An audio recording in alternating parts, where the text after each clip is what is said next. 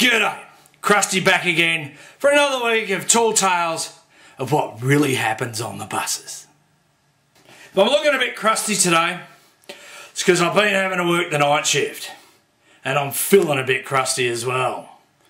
So we'll get through this as best we can because I tell you what, it's been an entertaining week. And the reason I'm doing the night shift is my boy that normally does it had a wee bit of an accident. He had some poor old girl run right up his rear end. Now normally with this young fella, I'd say he probably would have enjoyed that, but when it's another vehicle hitting the bus, everything turns to shit. One, the service can't run, and two, there's a hell of a lot of bloody paperwork. So when I got to the site, I got there and I got up to the old girl and said, "What happened, love?" "I didn't see him." "You didn't see him?" "No, all of a sudden he come out from nowhere and I just ran straight up the behind of the bus." I said, "You didn't see him? This is a 12-metre bloody bus, love. How could you not see him?" "I don't know, he just come out of nowhere." I find that a little bit hard to believe, sweetheart, because he was driving in a straight line. You sure you weren't sexting? "Sexting? I'm 73 years old!" It's never too old to start, eh? So now that's the reason I was on the night shift. So I had to cover it for the rest of the week. The one thing about working the night shift is you get plenty of entertainment. It's good value and it gives me some material for my little YouTube channel on the weekends. Well, firstly I'd like to tell you about a couple of stoners I got on. Because as you well know, I love taking the piss out of the stoners. It's good bloody value, eh? They get on, they get up the back of the bus, and I've got a little transistor radio that I have up the front, just loud enough so I can hear some music. And I hear them yell out, "Driver, can you turn the music up?" Well, it's only a little thing, and it was up as loud as it could be. I said, "That's it, boys. Sorry, it doesn't get any louder. Sit up the front if you want to listen."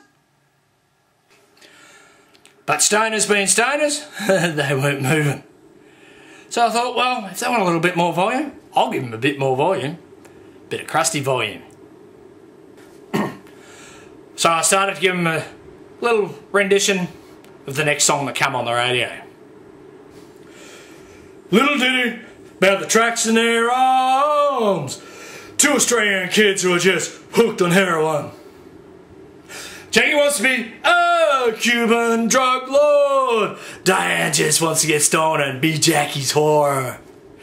Oh yeah, well life's not long. Sitting home all day, just sucking on a bong.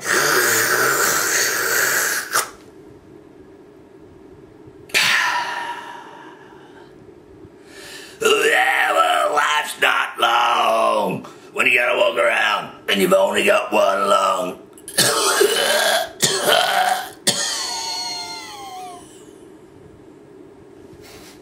Well, didn't the old stoners love that? They did the back, "Hey, Krusty, up into the bong, man, yeah, we're that, we're only one man, it's so cool today."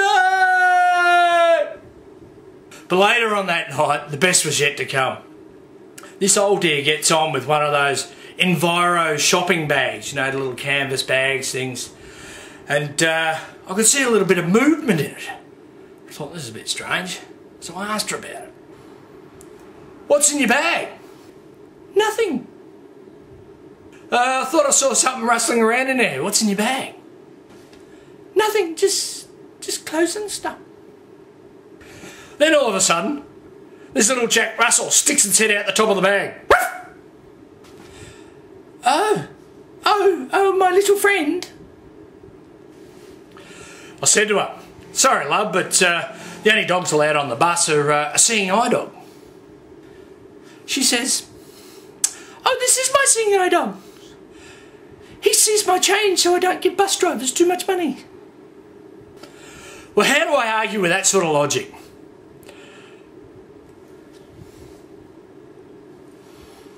You just can't, can you? "Please let him ride, driver.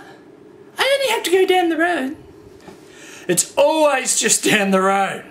Yet I bet 10k's on, she's still sitting in that bloody seat. Oh, come on, driver. I'm sure you can take us both home. Now, it was about 2 o'clock in the morning and I thought, I can't leave this little old girl on the side of the road.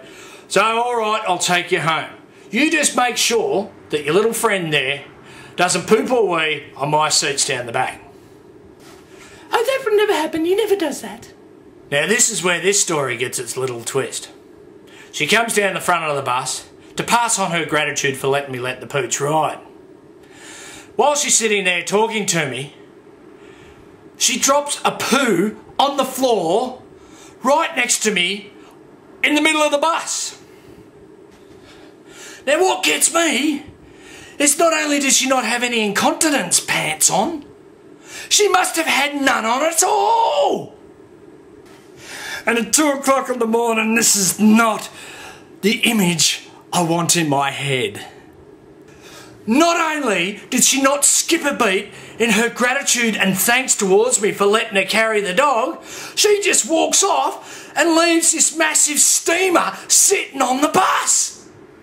Like, I'm telling you, it wasn't a little jibby joblet or a little rabbit poo. This was a hunk of steaming cattle dung. 2 o'clock in the morning. Here I am, cleaning up human poop off the bus. Oh, it was so gross, man. I had to go check all the seats to make sure that the dog didn't follow suit or pre-follow suit, is what you might say. I don't know, and I'm just fucking jibber-jabbering now because it freaked me out, man! So I went and got some paper towel from the local pub, cleaned it up as best I could, and then got the bus back to depot to disinfect the whole thing, man. So now you know why I'm looking a little bit crusty today. Well, my boy gets back next week, so hopefully I'm looking a little bit better. But remember, if you want to ride, you better subscribe, because there's more fun to come. Riding along in a big yellow bus, that's what I do. Riding along in a big yellow bus, I'm cleaning up poo, it was all steamy and smelled really bad. That's what I do. It makes me real sad.